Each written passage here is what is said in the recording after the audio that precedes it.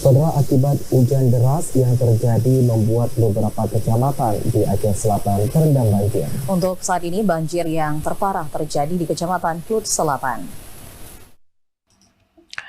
Sejumlah kecamatan di Kabupaten Aceh Selatan terendam banjir akibat diguyur hujan deras dengan intensitas tinggi.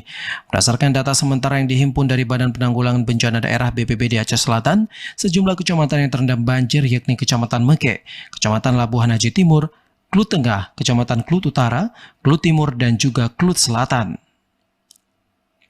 Untuk ketinggian air saat ini mencapai 50 hingga 100 cm.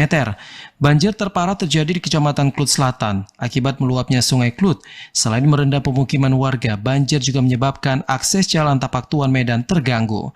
Asisten 2 Pemkab Aceh Selatan T. Darisman mengatakan untuk saat ini pihaknya sedang menurunkan alat berat untuk penggalian muara Pasi Kuala Bau agar debit air cepat surut sehingga tidak membuat luapan ke pemukiman warga.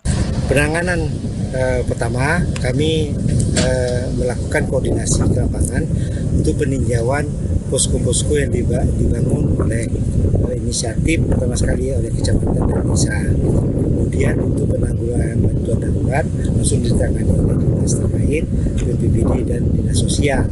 Kemudian kami juga meninjau beberapa titik lokasi yang memang sangat perlu penanganan serius.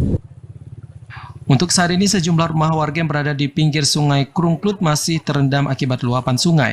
Sementara pihak BPBD Aceh Selatan saat ini sedang melakukan penggalian muara agar air cepat surut. Dari Aceh Selatan, Asrul Yadi TVRI melaporkan.